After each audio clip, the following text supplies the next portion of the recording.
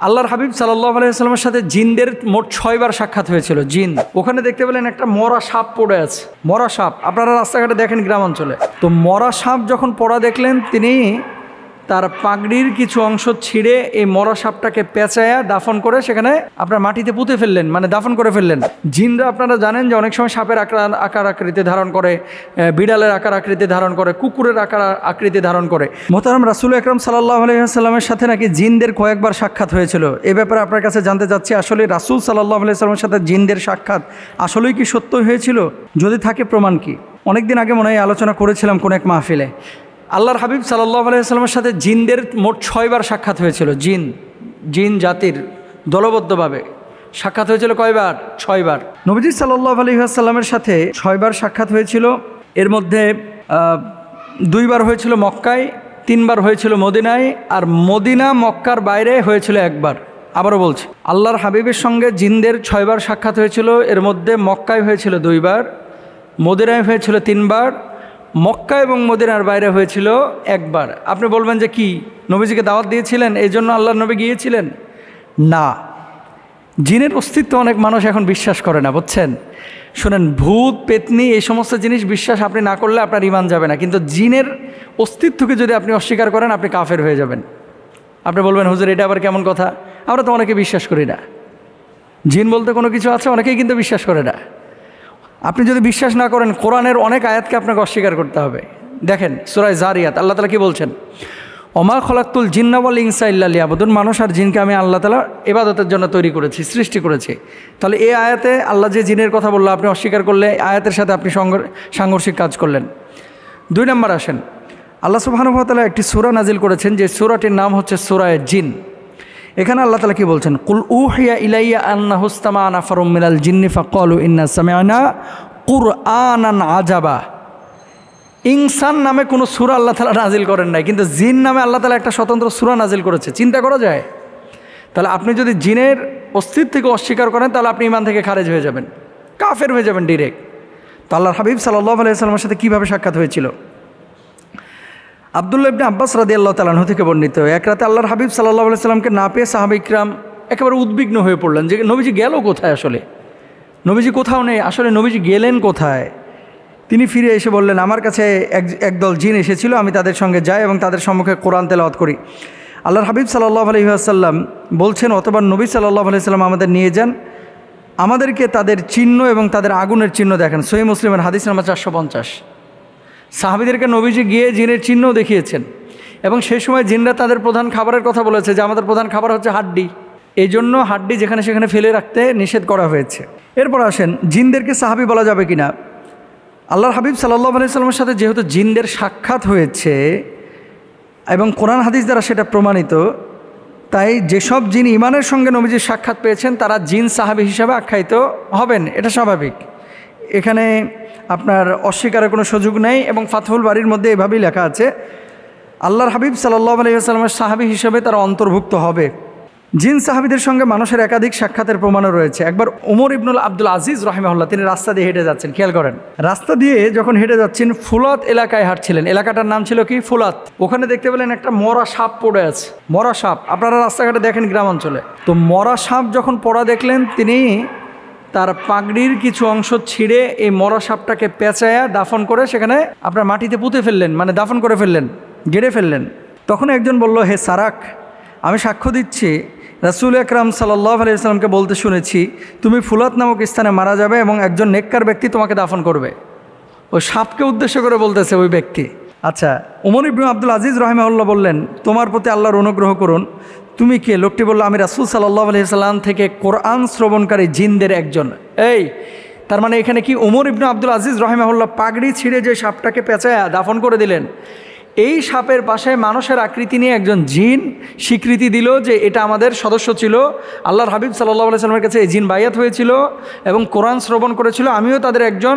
জিনরা আপনারা জানেন যে অনেক সময় সাপের আকার আকৃতি ধারণ করে, বিড়ালের আকার আকৃতি ধারণ করে, কুকুরের আকার আকৃতি ধারণ করে। তো আমি নিজে ছিলাম ওই সফরের মধ্যে আল্লাহর হাবিবের সঙ্গে সাল্লাল্লাহু আলাইহি ওয়াসাল্লাম, এবং এই সাপটা মূলত সাপ না, সাধারণ সাপ না, এটা জিন। তো আপনার হাত দিয়ে, আপনি যেহেতু নেককার ব্যক্তি, আপনার পাগড়ির মাধ্যমে আল্লাহ তাআলা তার দাফনের ব্যবস্থা করলেন। সুবহানাল্লাহ। এবার আসেন, এরকম জিনদের আসলে সংখ্যা কত? আল্লাহর হাবিব সাল্লাল্লাহু আলাইহি সাল্লামের সাথে যে দেখা সাক্ষাৎ হয়েছে, অনেক সময় মানে আপনার বড় দল নিয়েও জিনরা সাক্ষাৎ করেছে। তো মোট জিনদের সংখ্যা কত যারা আল্লাহর হাবিবের সাক্ষাৎ পেয়েছেন? আচ্ছা, উমর ইবনুল খাত্তাব রাদিয়াল্লাহু তাআলা আনহুর সাথে সম্পৃক্ত করা হয় এমন একটি বর্ণনায় বলা হয়েছে, নবীজি সাল্লাল্লাহু আলাইহি সাল্লামের কাছে কোরআন শ্রবণকারী এবং তার পেছনে নামাজ আদায়কারী জিনদের মোট সংখ্যা হচ্ছে ৭৩,০০০। একজন দুইজন জিন কিন্তু না, ৭৩,০০০ জিন আল্লাহ নবীর সরাসরি সাক্ষাৎ পেয়েছেন। সুবহানাল্লাহ। আল ইসাবার মধ্যে এভাবেই লেখা আছে। কয়েকজন জিনের নাম বলে দিই যারা আল্লাহর হাবিবের সাক্ষাৎ পেয়েছিলেন। আল্লামা ইবনে হাজার আসকালানী রাহিমাহুল্লাহ তার আল ইসাবা ফি তামিজ সাহাবা বইয়ে ২২ জন জিনের নাম উল্লেখ করেছেন যারা আল্লাহ নবীর সাহাবী ছিলেন, মানে জিন সাহাবী। এর মধ্যে একজন হচ্ছেন হামা, আরেকজনের নাম হচ্ছে আহকাব, আরেকজনের নাম হচ্ছে আরকাম, এরপরে মুতাকিদ, এরপরে জাওবা, এরপরে হাসির রাদিয়াল্লাহু তাআলা আনহুম। এছাড়াও আরও কিছু জিন আছে যাদের ব্যাপারে নাম এমনভাবে উল্লেখ করা হয় যে ওয়ারদান, খিরকা, ফারিয়া, সামহাদ, জাওবা, জুলাব, সারিস, উরফা, লাখাম রাদিয়াল্লাহু তাআলা আনহুম, ওনাদের কথা বলা হয়েছে। তো আসলেই জিনের অস্তিত্ব অস্বীকারের সুযোগ নেই, আল্লাহ নবীর সাক্ষাৎ তারা পেয়েছে, এটা প্রমাণিত। আল্লাহ বুঝদান করুক। এ পর্যায়ে দ্বিতীয় যে প্রশ্নটি আমাদের কাছে এসেছে যে মোহতারাম, দিনাজপুর, ঠাকুরগাঁও, লালমনিরহাট, আবার শুনি যে চিটাগাং, কুমিল্লাতেও কিছু অঞ্চলে জামাই মেলা হয়ে থাকে, জামাই মেলা। আবার কখনো কখনো বউ মেলাও দেখা যায় হিন্দুরা করে বাংলাদেশের বিভিন্ন অঞ্চলে। তো এই যে জামাই মেলা, বউ মেলাকে ইসলাম অনুমোদন করে কিনা?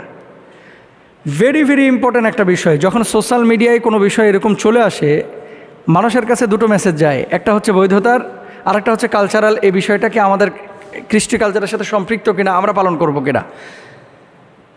এই ধরনের মেলাগুলোতে কি হয় সাধারণত, এই যে জামাই মেলা, তারপরে বউ মেলা, এগুলো দেখবেন কেউ চুরি বিক্রি করে, কেউ জুয়া খেলে, কেউ নাচানাচি করে, কেউ মিষ্টি বিক্রি করে, কেউ মুরগি বিক্রি করে, কেউ কেউ মাছ বিক্রি করে। এই মাছগুলো নিয়ে যে বাসায় রান্নাবান্না হয়, মেলায় বৈধ জিনিস বেচা কিনা করা বাজারের মতো, এটা কিন্তু হারাম না।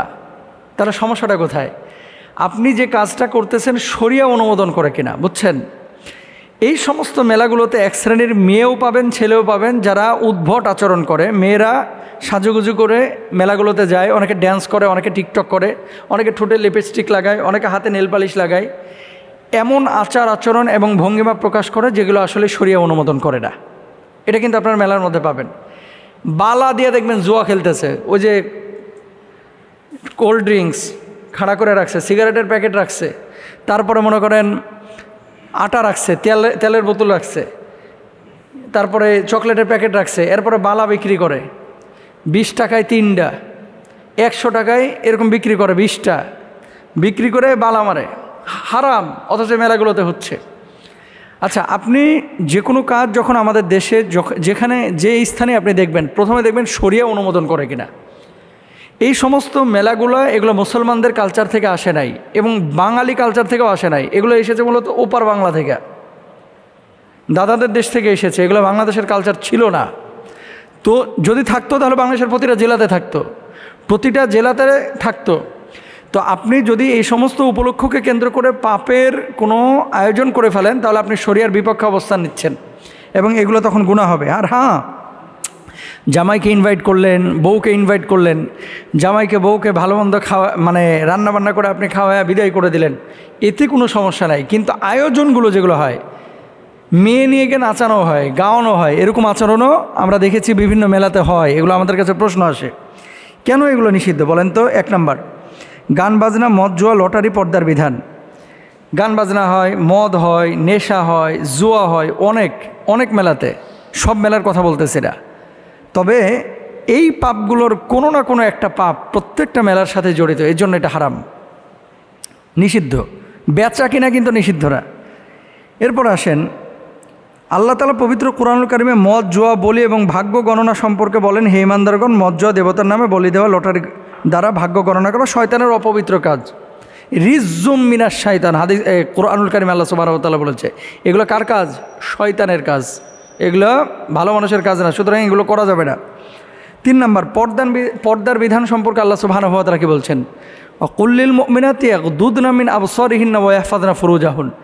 এই যে এই সমস্ত মেলাগুলোতে জামাই বউ যারা যায় ম্যাক্সিমামই সাজা গুজা যায়, এই মেলাগুলোতে কি খাস পর্দা মেনটেন করা হয়? করা হয় না, এই জন্য এটা নিষেধ। 4 নাম্বার, এই সমস্ত মেলাকে কেন্দ্র করে অনেক সময় শ্বশুর এবং জামাইয়ের মধ্যে একটু ভুল বোঝাবুঝি হয়। কেমন? শ্বশুর বেচারার পকেটে টাকা নাই, এখন মেলা বসেছে, জামাইকে দাওয়াত না দিলে অনেক সময় গ্রামের মানুষ রাগিয়া যায়। অথবা মেয়ে পক্ষ চিন্তা করে যদি এই সময় জামাইকে না ডাকি, সবাই ডাকতেছে, মানুষে কি বলবে? তা আপনি যে কোনো কাজ করবেন মানুষকে দেখানোর জন্য না, তো আপনি যে কোনো কাজ করবেন আল্লাহকে দেখানোর জন্য। বেচারার পকেটে টাকা নাই, ঋণ করে হলেও এই জামাইকে দাওয়াত দিচ্ছে। আবার জামাই বেচারাও বিপদে আছে, ধান টান লাগাইছে, এখন পকেটে টাকা নাই।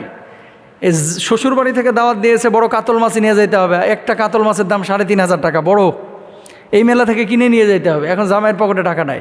তার মানে কি দেখেন, একটা গিভ অ্যান্ড টেক, জামাইকে দাওয়াত দেওয়া হচ্ছে, শ্বশুর খাওয়াচ্ছে, আবার জামাই শ্বশুরের জন্য কিছু নিয়ে আসছে। তা আপনার সিচুয়েশনটা তো বুঝতে হবে।